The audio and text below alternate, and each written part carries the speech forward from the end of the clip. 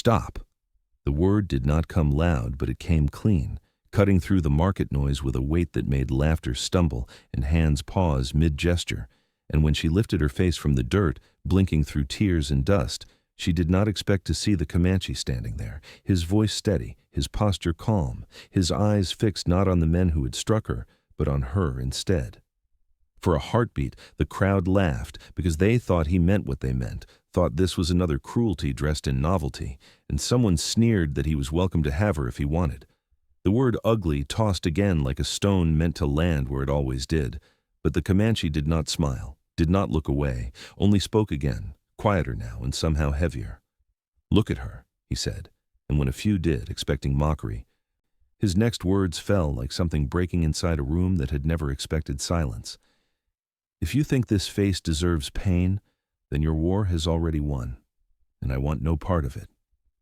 The market shifted, uncertainty rippling where certainty had lived seconds earlier, because war was not a word they used for what they were doing, and naming it unsettled them.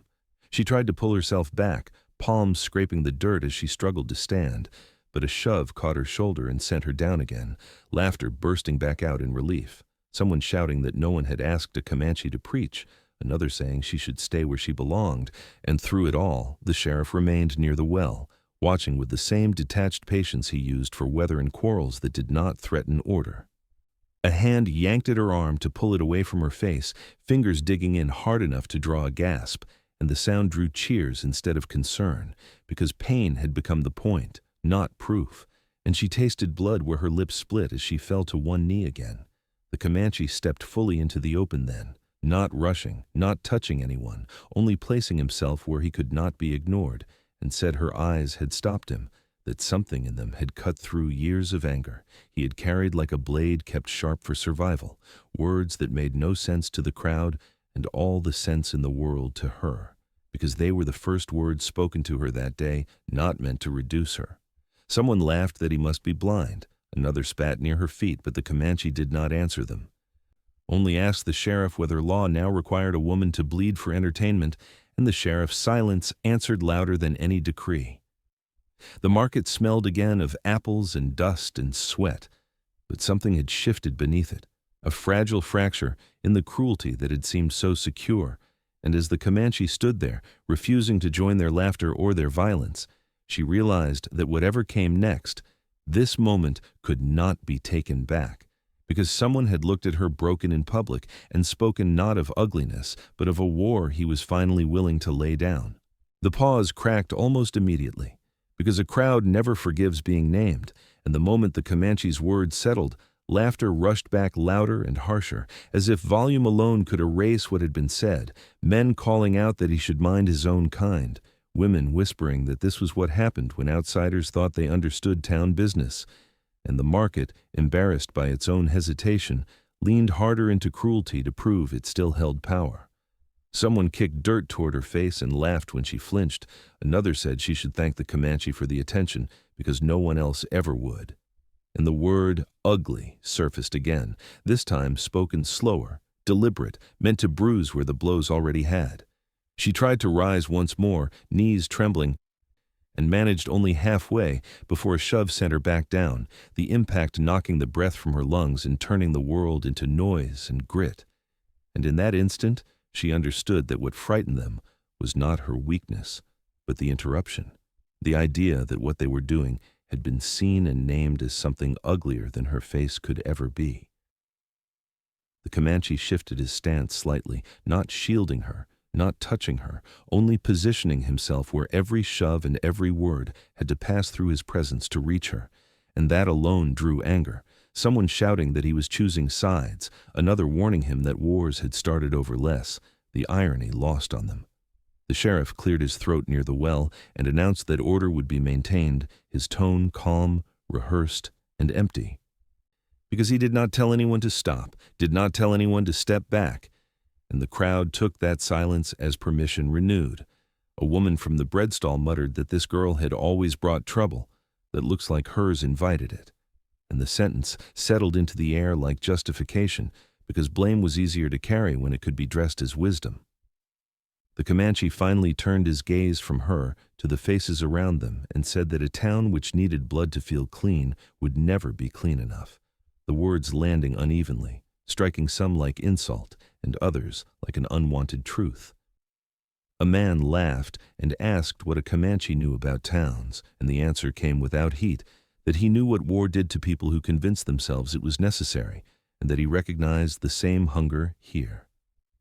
The market quieted again, thinner this time, tension stretching as people weighed the cost of continuing, and she felt something unfamiliar stir beneath the pain, not hope exactly, but the steady awareness that the cruelty had lost its rhythm, that the laughter now sounded forced, brittle, and afraid of stopping, because stopping would mean admitting that a woman on her knees had been enough to expose them. The sheriff finally moved, as if motion itself might restore balance, stepping forward from the well, with his hands resting easy on his belt, his face set into the expression he used when he meant to sound reasonable, without committing to anything at all. And he said that markets grew heated, that words were said, that everyone should take a breath and remember themselves, a speech that named neither the blows nor the bleeding and therefore changed nothing. The crowd welcomed the tone immediately, relaxing into it like men offered a chair after standing too long, because moderation without accountability felt like mercy they had not earned, and laughter crept back in smaller pockets, as someone joked that the girl had caused enough trouble for one morning. She tasted copper again as she swallowed, the ache in her shoulder pulsing in time with her heartbeat, and when she tried to speak to say that she had done nothing but stand and trade, the words came out thin and vanished under the shuffle of boots, the sheriff's calm effectively silencing her without ever telling her to be quiet. The Comanche watched him closely, recognizing the shape of the tactic, the way authority avoided choosing sides by pretending there were none, and he asked whether the law had anything to say about hands being laid on someone who could not fight back. The question offered without accusation, but heavy all the same. The sheriff smiled faintly and replied that intent was difficult to prove in a crowd, that accidents happened, that everyone would do well to move along, and with that, he gestured vaguely toward the street as if motion itself were justice. Someone took the cue and nudged her with a boot, not hard enough to draw blood, but enough to remind her that nothing had changed, and the crowd's laughter spiked again, relieved to have permission restored. The Comanche stepped half a pace forward, his voice still level, and said that wars were often started by men who called violence an accident until someone named it, and the word war landed again, unwelcome and persistent, because it refused to let the moment shrink back into routine. The sheriff's smile thinned as he warned the Comanche that his presence was being noted, that stirring sentiment helped no one, and the warning carried the quiet promise of consequences that did not need to be spelled out. She looked up then, meeting the sheriff's eyes, and for a fleeting moment she saw something flicker there, recognition perhaps, or the calculation of how visible this had become. And then it was gone, replaced by the practiced distance that allowed him to look past a woman on her knees as if she were already part of the ground.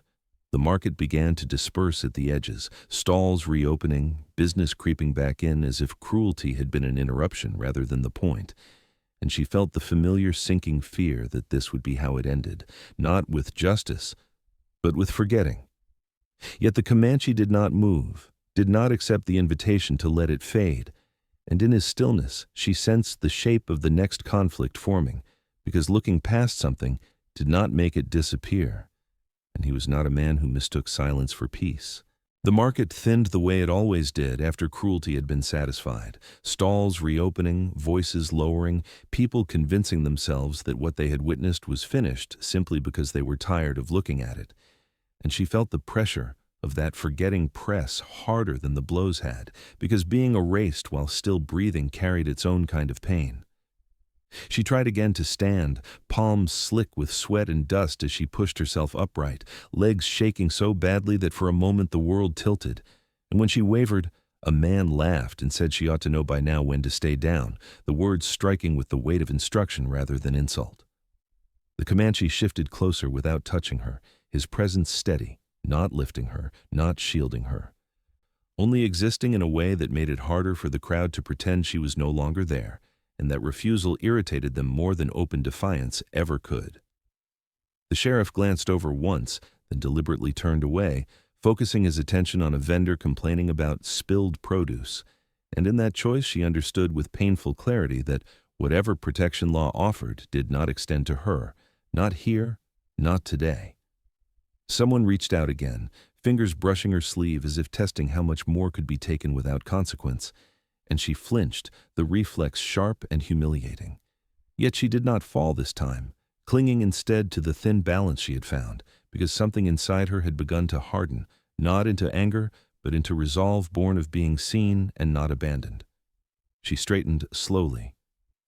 every eye tracking the effort, and though her head remained bowed, her feet planted firmly in the dirt, and the sight unsettled them, because a woman who refused to stay down disrupted the simple story they had chosen for her. The Comanche spoke again then, not to the crowd, but to her, his voice low and steady, telling her she could stand as long as she needed, that no one had the right to decide her shape for her, and though the words were quiet, they carried farther than shouting ever had because they were meant for her alone.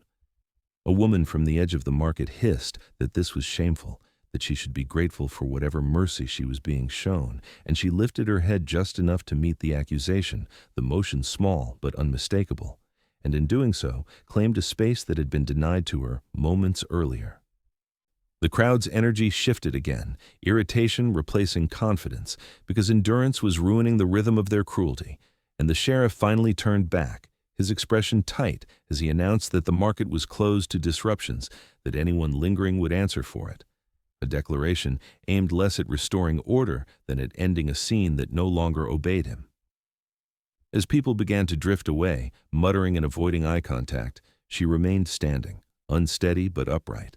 and the Comanche stayed beside her until the space around them cleared enough to breathe, and in that narrowing circle of dust and sunlight, she realized that the worst moment had already passed because she had been beaten, named, and displayed, and yet she was still on her feet, and someone had spoken to her not as a thing to be corrected, but as a person whose war, whether the town liked it or not, had just been interrupted. The sound of hooves cut across the thinning market like a blade through cloth, drawing eyes toward the street where a small group of Comanche riders reined in, dust settling around them as they took in the scene with the stillness of men used to reading danger before it spoke. And she felt a fresh ripple of fear move through the crowd, because violence was only acceptable when it belonged to the town.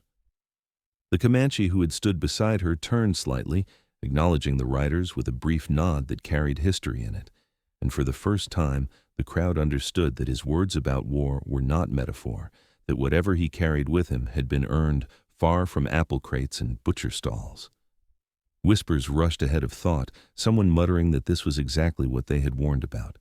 Another saying, the girl had brought it on them all, and the sheriff stiffened, suddenly attentive in a way he had not been minutes earlier, stepping forward to assert authority with his voice raised just enough to sound brave. The Comanche answered calmly, explaining that his people were passing through, that no quarrel had been declared, that no blood had been claimed, and then he gestured toward her, still standing unsteadily in the dirt, and said the only violence that morning had already been committed, and it had not come from his side. The riders watched her closely, not with curiosity but with recognition, seeing the marks left by hands and words alike, and she felt exposed again until the Comanche placed himself half a step in front of her, not hiding her, only making it clear that whatever was said or done next would pass through him first. The sheriff demanded to know whether threats were being made, his voice sharp now, and the Comanche replied that wars began when men mistook cruelty for order, that he had come carrying one kind of war and found another already waiting in the market square. The crowd shifted uneasily, caught between fear of what they imagined and discomfort with what they had done, and someone shouted that she was the reason trouble followed, the accusation thrown like a final defense. The Comanche turned his gaze on the speaker and said quietly that if one woman's face could provoke such rage, then the problem did not belong to her, and the words landed harder than a blow because they stripped away the last excuse. The riders did not move closer, did not draw weapons, and that restraint unsettled the crowd more than aggression would have because it left no spectacle to hide behind. As the sheriff ordered the market cleared in the name of safety, people retreated quickly, eager to put distance between themselves and accountability. and she found herself standing in the sudden quiet with the Comanche and his people, the dust settling around them. In that moment she understood that the war he spoke of was not only the one he had carried into town, but the one he had chosen to stop, because seeing her beaten for existing had revealed a cruelty he no longer wished to serve, and as the riders turned away to make camp beyond the town's edge, he remained beside her, having decided that whatever conflict lay ahead would begin not with violence,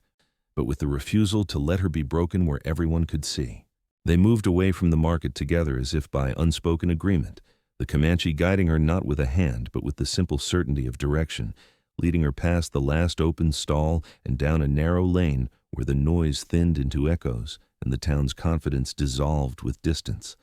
The space changed quickly, dust giving way to packed earth and the smell of hay.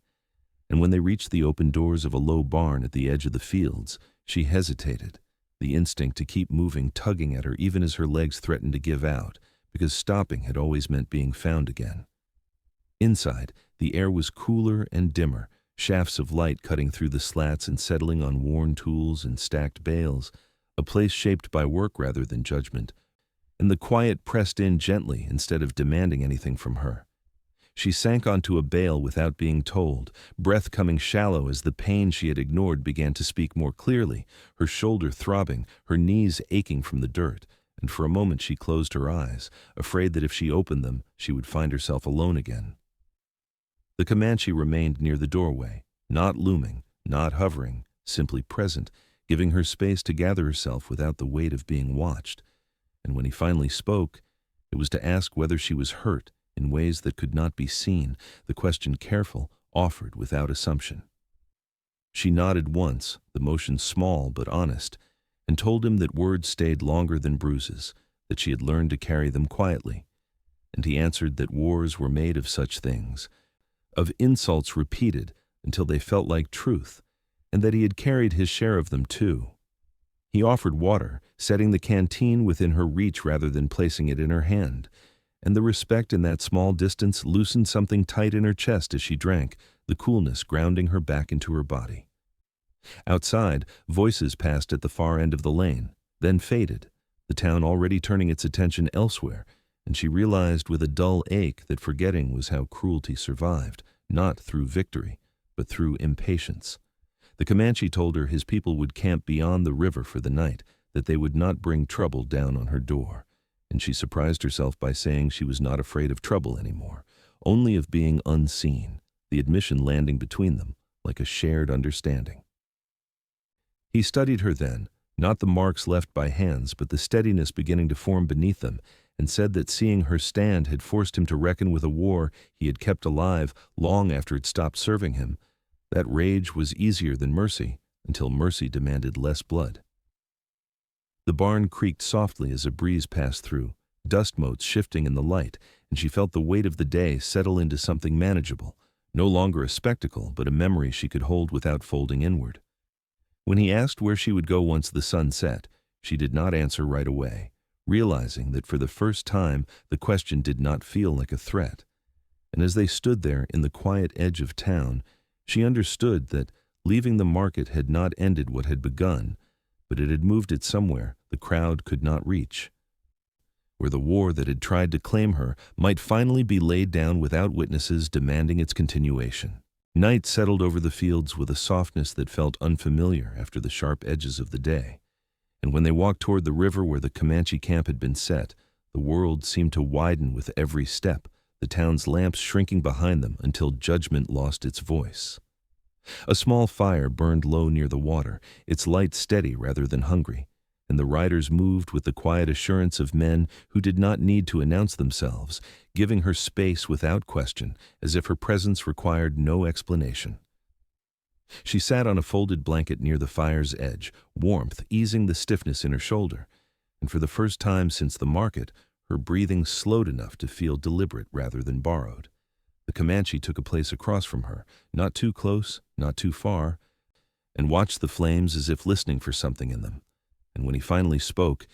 it was not to ask about the beating, but about the moment after. The choice she had made to stand when staying down would have been easier. She told him that staying down had never kept her safe, that the world learned how much it could take when you accepted the ground. and he nodded as if the truth of it carried weight he recognized. The river whispered beside them, indifferent and constant, and he admitted then that he had come toward the town carrying anger sharpened by years of loss, that war had given him a shape that felt useful even when it hollowed him out, and that seeing her struck for nothing more than a face others decided to despise had torn something open he could no longer ignore. She looked at him through the firelight and saw not a warrior laid bare, but a man choosing to stop where stopping was hardest, and the realization steadied her more than sympathy ever could. Someone added wood to the fire, sparks lifting and fading, and the Comanche said quietly that when he spoke of her eyes, he had meant the way they refused to surrender even when the body faltered, the way they asked him a question no blade ever had, whether he was willing to keep fighting a war that fed on the helpless. She answered that she did not know how to stop wars, only how to survive them, and he replied that sometimes survival was the first act of peace. The night deepened, the camp settling into rest, and the fire burned lower still, its heat gentle now, and she realized that the violence of the day had not followed her here. That the crowd's appetite required witnesses and noise to stay alive. When he asked what she would do in the morning, she said she would not return to the market, not because she was afraid, but because she had been seen too clearly there, and he offered the road north where questions were fewer and work spoke louder than faces, not as rescue, but as an open path. As the fire finally dwindled to embers, the quiet felt earned rather than imposed, and she understood that something had shifted beyond the reach of fists or names, because the war that had tried to define her had lost its audience, and the man across the fire had chosen to let it end there, in the dark, without spectacle, where peace could take hold without needing permission. Morning brought a brittle light that made the river shine like a blade laid flat, and with it came the sound of voices from the town, drifting farther than they had any right to, carried by rumor rather than distance, because cruelty rarely accepted being denied an ending. She was awake before the camp stirred fully, sitting with her knees drawn close as she watched the mist lift. And when the first rider returned from scouting the road with news that townsmen were arguing loudly about what had happened, she felt the old tension rise, the familiar fear that being seen once invited being claimed again. The Comanche listened without expression, then said simply that naming was how people tried to regain control, that if they could decide what the story meant, they could decide who was allowed to move on. They broke camp with unhurried efficiency, not fleeing, not posturing, and as they moved along the riverbank she noticed how the land opened ahead of them, fences thinning, paths widening into choices rather than corridors, and the difference settled into her bones like relief. Near a bend where the water cut close to the trail, they encountered two men from the town who had come too far to claim coincidence, their boots clean and their eyes sharp with purpose, and one of them said her name as if it belonged to him, insisting that matters were not finished, that people were asking questions, that someone needed to answer for the trouble stirred up in the market. She felt the urge to shrink, flare, and pass, replaced by a steadier resolve as she answered for herself, saying there was nothing left to answer, that she had stood, been struck, and left. And that was the whole of it. The men scoffed, one muttering that a Comanche did not get to decide what was settled. The Comanche replied without heat that no one did once violence failed to produce obedience. The exchange drew onlookers from the riders, who remained still, hands away from weapons, and the restraint changed the balance because the men from town had arrived hoping for fear and found instead an audience that would remember. One man tried to dress his anger as concern, saying the town did not want trouble, and she answered that neither did she. The trouble had found her easily enough without invitation, and that refusing to stay broken was not the same as seeking conflict. The men shifted, discomfort creeping in as their certainty thinned, and finally one said this would be talked about. That stories had a way of traveling, and the Comanche agreed, adding that stories told without blood lasted longer, a remark that landed like a boundary rather than a threat. They parted without further words, the men turning back toward the town with the uneasy awareness that whatever version they carried home would have to compete with daylight memory. As the riders continued north, she felt the last tether to the market loosen, understanding that attempts to name her would keep coming, but that each one would arrive weaker than the last, because the war that fed on her silence had lost its power, and she was no longer standing alone where it could find her again. By midday, the land had opened fully, the river bending away toward flatter country while the trail climbed into low grasslands where the wind moved freely and carried no voices from behind. And she noticed how her body responded to the distance, shoulders easing, breath deepening, as if it had been braced for pursuit longer than her mind cared to admit. The Comanche rode nearby at an easy pace, not guarding her path but sharing it. And when they stopped near a stand of cottonwoods to rest the horses, the quiet felt earned rather than temporary, a silence that did not demand vigilance. She washed her hands in the river's edge, watching the water carry away dried blood and dust. And for the first time since the market, she allowed herself to look at her reflection, swollen and marked but unmistakably present. A face that had endured being named and still existed. The Comanche joined her at a distance, saying that wars only followed when people kept feeding them, when anger was rehearsed instead of released, and that he had learned too late how easily a life could be spent sharpening a blade meant for enemies who no longer stood in front of you. She told him that cruelty had taught her something similar, that surviving it required constant vigilance until the day someone refused to play their part in it, and that refusal felt like stepping into open air after years underground. A rider approached with news that the town council had been arguing since morning, that names were being passed around with less confidence than before, and the Comanche nodded as if that were expected, explaining that exposure did not end injustice cleanly. It only made it harder to hide, and that was often enough to stop its momentum. She listened, understanding that what she had wanted most was not punishment or apology, but distance, the chance to exist without being corrected, and that distance was now unfolding with every mile they placed between themselves and the market. As the afternoon wore on, they moved again, the land stretching wide and unclaimed, and she felt something unfamiliar settle into her steps, a steadiness that did not come from safety guaranteed, but from dignity reclaimed. When the Comanche asked whether she feared the war would return in another shape, she answered honestly that it might, that cruelty was patient, but that she no longer intended to meet it on its terms, no longer willing to believe that silence or submission would save her. He replied that this was how wars truly ended, not with victory, but with refusal, with someone deciding that the cost of continuing was no longer worth paying, and the words stayed with her as they walked, grounding and quiet. When the sun dipped and the grasslands turned gold, she realized that the war that had tried to claim her face, her voice, and her place could not follow her here, not because it had been defeated by force, but because it required a crowd, and she had stepped beyond its reach, carrying with her the knowledge that being seen with mercy once was enough to prove she had never been the thing they tried to make her. They reached the open plain at dawn, where the land stretched wide enough that nothing felt crowded, and the sky carried light without judgment. And as the Comanche slowed his horse to walk beside her, she realized how different the world sounded when cruelty no longer had walls to echo off. They stopped near a rise where grass bent with the wind and the river curved away behind them, and for a long moment neither spoke, because endings rarely announce themselves with certainty. They simply arrive when no one is trying to force them. She told him she would keep going north, that there was work to be found, where faces mattered less than hands and persistence, and he listened without offering to decide for her, understanding that choice was the last thing the market had tried to steal. He said then that when he spoke of war, he had meant the kind that hollowed a person out slowly, fed by anger that felt justified until it consumed everything else,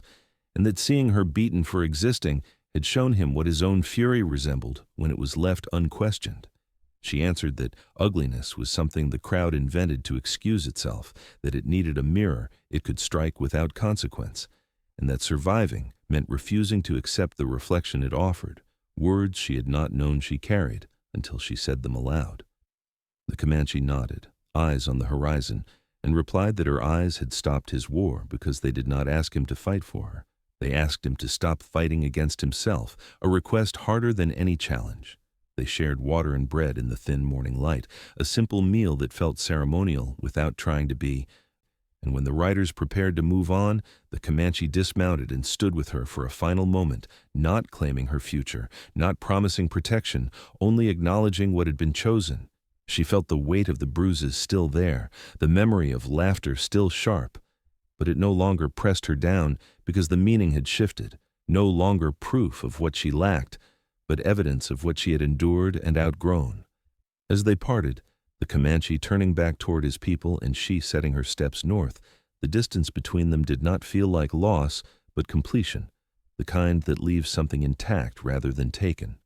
She walked until the sun warmed her face and the plain opened even wider, carrying with her the quiet certainty that the market's verdict had failed. That the war built on her silence had ended the moment someone looked at her without needing to wound, and that from this day forward, whatever stories followed her would have to contend with the truth that she had been beaten, named, and displayed. And still, it was mercy that prevailed, not because it was offered easily, but because she accepted it without surrendering herself, and in doing so proved that no crowd, however loud, could finish a war once it had lost its power to define her. Some wars don't end when the fighting stops, they end when someone refuses to keep paying the cost of cruelty. This was not a story about beauty or rescue, but about a moment when mercy interrupted violence and a woman who chose to stand long enough to change what the world was allowed to call her. And sometimes, that is how peace begins, not with victory, but with refusal.